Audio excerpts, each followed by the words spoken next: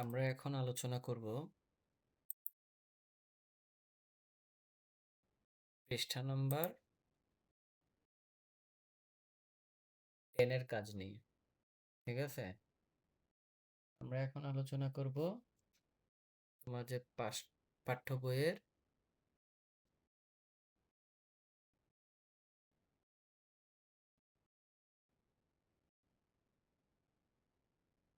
পৃষ্ঠা 10 এর কাজ। ঠিক আছে, 10 নম্বর পৃষ্ঠায় যে কাজগুলো আছে সেইগুলো নিয়ে একটু খেয়াল করো।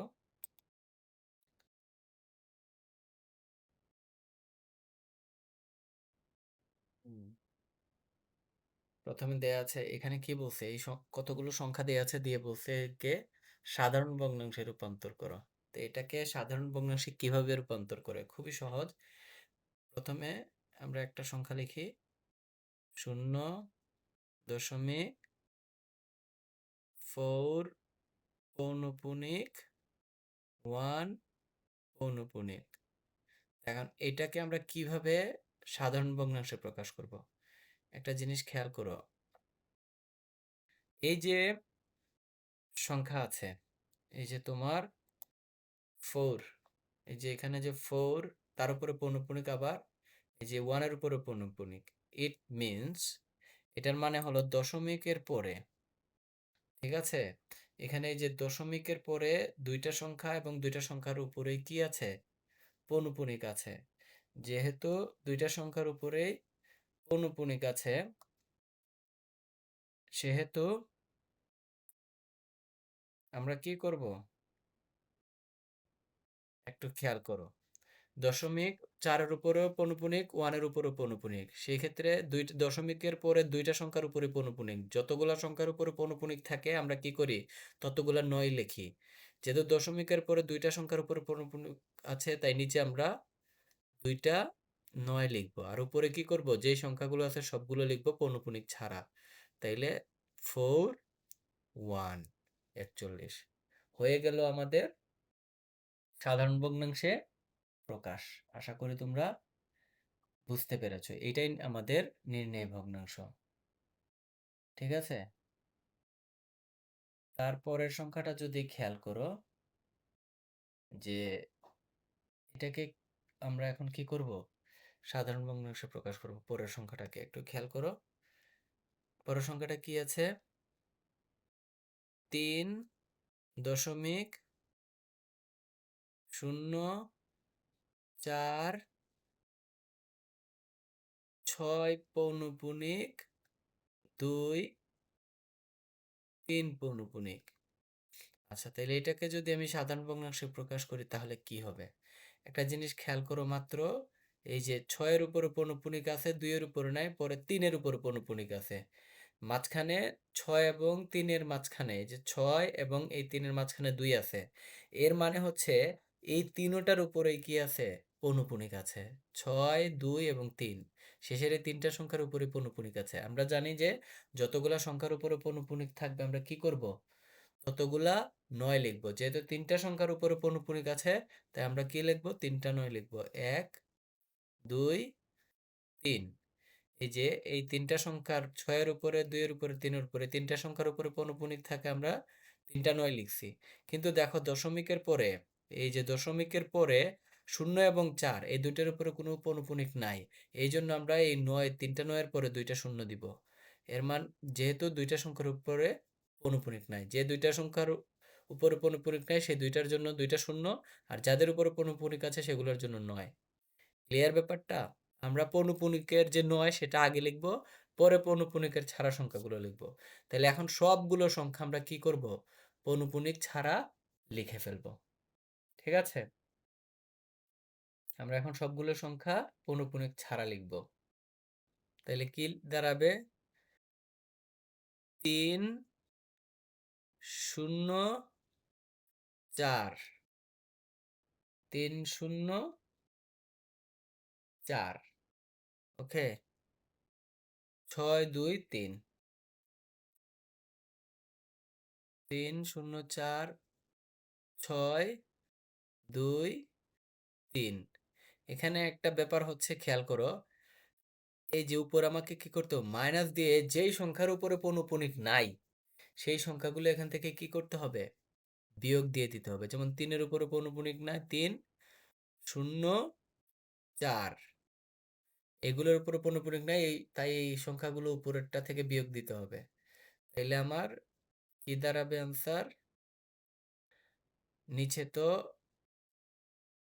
3টা 9, 2টা 0, আর উপরে আমি যদি 3 থেকে 4 বিয়োগ করি তাহলে কত, 3 থেকে তো 4 যাবে না, তাহলে 13 থেকে 4 গেলে থাকে 9।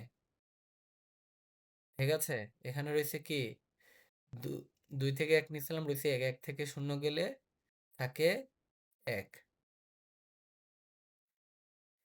তো এরপরে এখান থেকে কি করছিলাম, 6 থেকে 1 নিয়ে 6, 6 থেকে 3 গেলে থাকে কত, 3, 6 থেকে 3 গেলে থাকে 3, তারপরে 4, 0, 3,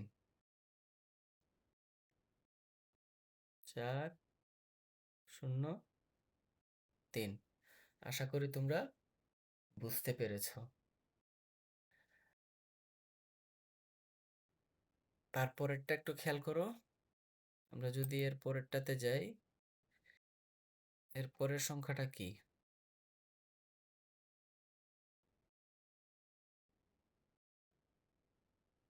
এর পরেরটা হচ্ছে গিয়ে তোমার 0.01 পৌনঃপুনিক 2 পৌনঃপুনিক, 0.01 পৌনঃপুনিক 2 পৌনঃপুনিক। তাহলে এটা কি হবে, তোমরা তো বুঝেই গেছো, 2টা পৌনঃপুনিক আছে তাই 2টা 9, শূন্যের মধ্যে পৌনঃপুনিক নাই তাই একটা 0। দেখো এই 0 দশমিকের আগে যেটা আছে এটাকে আমরা কাউন্ট করব না, এই যে দশমিকের পরে একটা ঘর খালি তাই একটা 0, দশমিকের পরে যতগুলা খালি ততটা 0, দশমিকের পরে যতগুলাতে পৌনঃপুনিক ততগুলা 9। আচ্ছা, তাইলে এখন আমাদের কি হবে, উপরে জাস্ট 12, বিয়োগ করার মতো কোনো সংখ্যা নাই। ঠিক আছে, এখন আমরা যদি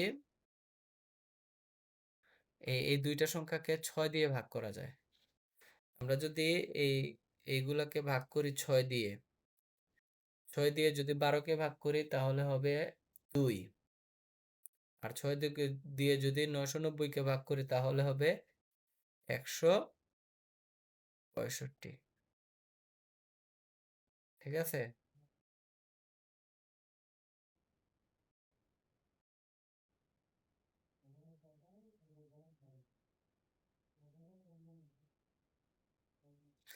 ওকে, তারপরেরটা খেয়াল করো,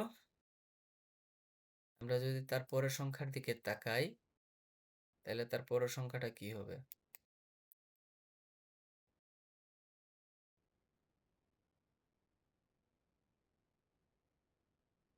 পরের সংখ্যাটা কি হবে একটু বোঝার চেষ্টা করো। এখানে কি আছে, যে 3.31, 3.1, 2 পৌনঃপুনিক 4 পৌনঃপুনিক, বোঝা গেছে? তাহলে এটা কি হবে, তোমরা তো এখন পারোই। দেখো দুইটা সংখ্যার উপরে পৌনঃপুনিক আছে, তার ইট মিনস এখানে দুইটা 9 বসবে।